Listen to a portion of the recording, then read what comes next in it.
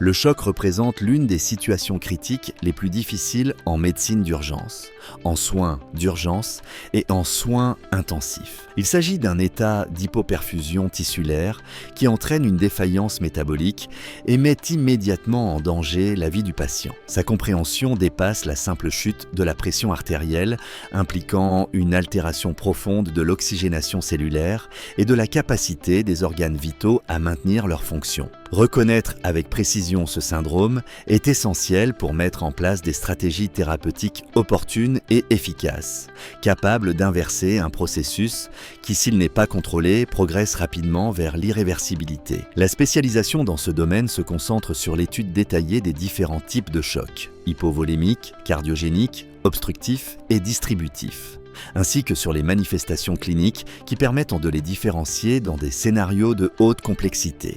Approfondir le diagnostic différentiel, l'interprétation des marqueurs hémodynamiques et l'utilisation d'examens complémentaires permet de développer un jugement clinique solide, soutenu par les données scientifiques les plus récentes. Ainsi se consolide une formation avancée dans la prise en charge globale du choc, orientée vers le renforcement de la prise de décision dans des environnements de haute exigence. Le traitement de ce syndrome exige rapidité, précision et une approche multidisciplinaire. Du contrôle des hémorragies et de la réanimation liquidienne à l'utilisation de médicaments inotropes, de vasopresseurs ou d'interventions chirurgicales spécifiques, chaque décision doit être adaptée au type de choc et à l'état du patient. Dans ce contexte, l'excellence clinique se matérialise par la capacité à appliquer des protocoles reconnus internationalement, à intégrer de nouvelles technologies diagnostiques et thérapeutiques et à diriger des équipes dans des situations critiques. Ainsi,